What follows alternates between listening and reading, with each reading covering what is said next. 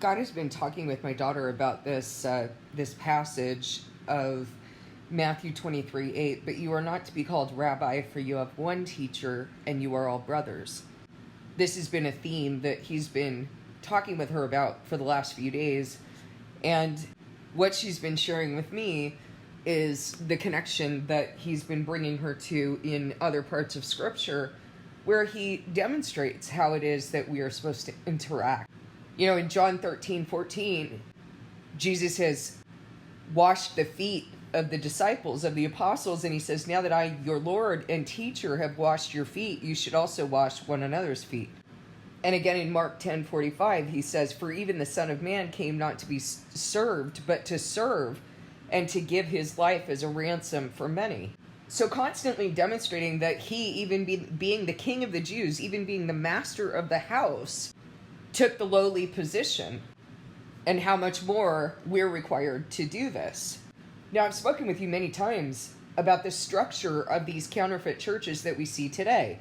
And people come on the channel all the time and they ask me, well, which church is the true church? The only church that Jesus established. He doesn't have a divided kingdom of denominations and traditions and the harlot and the prostitutes that pour out of her. Does anybody know the Bible? That this is what God describes regarding the time of the end and then divided kingdom of the Antichrist? Is anyone perceiving that? The harlot Catholic Church established counterfeit Christianity. She has prostitute daughters. Revelation 17:5 says the name on her forehead is Babylon the Great, the mother of all prostitutes and of the abominations of the earth. A prostitute is one who prostitutes themselves to the world, and these prostitutes have bore out of her, so they continue in the prostitutions they learned from her. I don't care if they call themselves reformist and they want to separate themselves from her. If they're still observing the image of the cross, Saturday or Sunday Sabbath, Saturday and Sunday came from the Romans. Where does the word say Saturday and Sunday? God has a totally different calendar that does not jive with the Gregorian calendar or these named days. His days are numbered according to what we're taught in Leviticus 23, for example, regarding Sabbath, 6 days of rest and 6 days of work and a day of rest. 6 days of work and a day of rest. And if you're counting that down from new moon, there aren't a relentless set of 7-day weeks. There can only be 4 weeks in a month with 2 days in between. How is that going to work with what we have established, what we've become accustomed to right now? It's not. Because you're not going to be able to say on the same day next week, you can't say that on God's calendar. And so one of the prostitutions of this harlot mother is this stratification, this hierarchy within the supposed church. There's not a hierarchy in God's church. There's the head and the body, period. That's it. You're not submitting yourselves to other human beings. You're submitting to the head, which is Jesus Christ. He is the one who's counseling you.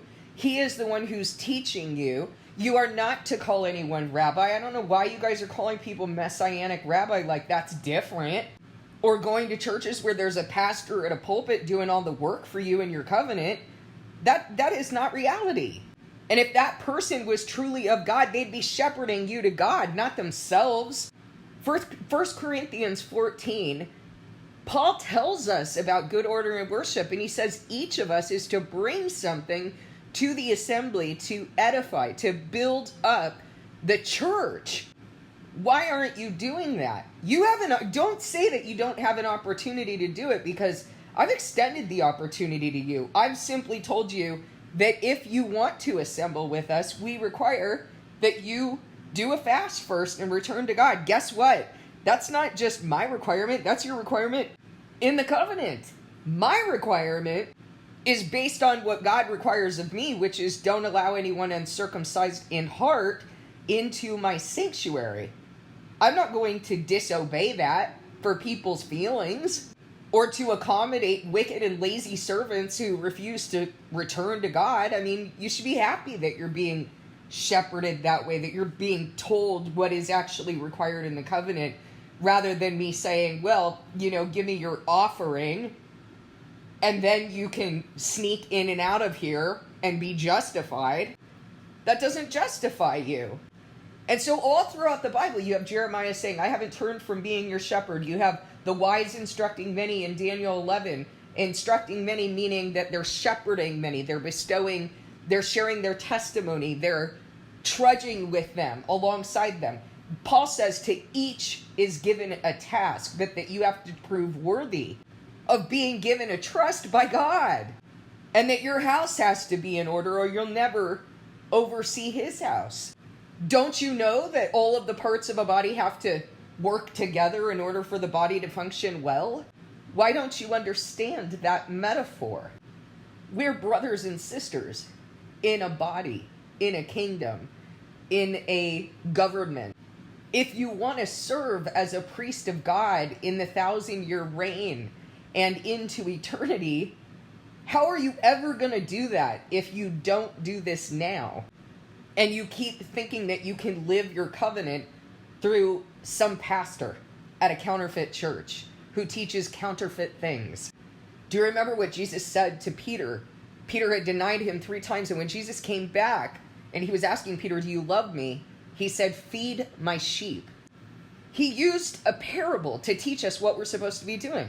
That it would be good for those to whom the master has entrusted to be feeding his sheep, to be feeding his people at the proper time.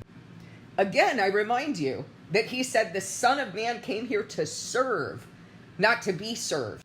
So that when we're in a position of service to others, this is the glorified position. This is the exalted position. This is the position that is going to be honored and rewarded. So I want to ask you a question, or ask you to ask yourself a question. You don't have to answer me. Be honest with yourself. Is this where you're headed? Is this what God is building you for right now? Because if he is, he should be testing you and teaching you. You should be sitting in his counsel. You should be obeying the things that he has commanded, because how can you serve if you don't even do that? And if this is not what's going on, then go and return to God. Return to him so that he'll heal you, and then you can actually be used. And I want to tell you something else, is that God is not going to heal you because he wants you to go and live your best life. He's going to be like, oh, now you're healed. Go out there and live your best life. He's going to heal you for a reason. If you're blessed enough to be one of the ones who he's calling in and heals, you need to understand that he has done that for a purpose, in order to raise you and build your lampstand, your testimony, on which he's going to place his light. The implication is you got to be built for that. And it's not fun being built. Most of the time it hurts. But he will continue to testify to you that this is the covenant. If you're not being taught this by the people who are claiming to be leading God's church, you need to ask yourselves why. If you're not showing up to assemble with a group of like-minded believers who do not continue in the prostitutions of the harlot Catholic Church, like Christmas and Easter and Saturday and Sunday Sabbaths and tithing and the image of the cross, those are just some basics, guys. If you're assembling with genuine believers who worship in the spirit and in truth, the way John 4 says we're required to worship, are you contributing something? Are you being taught that this is the way that we assemble? This is the way the word says we are to assemble, is for each of us to have been built by God to bring a message that builds up the church? If all of this that I'm talking about is biblical, and I'm showing you in scripture where this is, 1 Corinthians 14, I'm showing you where it is in scripture, and this is not what you're being taught, you need to ask yourself some questions about what city you're actually in. Are you in Jerusalem? Are you in Israel? Are you in Zion? Are you God's people, or are you in Edom, Egypt, Sodom, Babylon? Because that's the kingdom of the Antichrist. If you want to be in this covenant and you want to achieve salvation, there is only one gospel that's going to save, and it is not being preached at a pulpit. The early church didn't have anywhere to assemble, did they? When did Christianity become so easy? I'll tell you when. When the harlot Catholic Church established a different version, a false version of Christianity, counterfeit Christianity, the kingdom of the Antichrist, that's when it became an easy thing and you didn't need to be killed. But that is not a gospel that is going to save. You will have believed in vain. Please discern this message with God.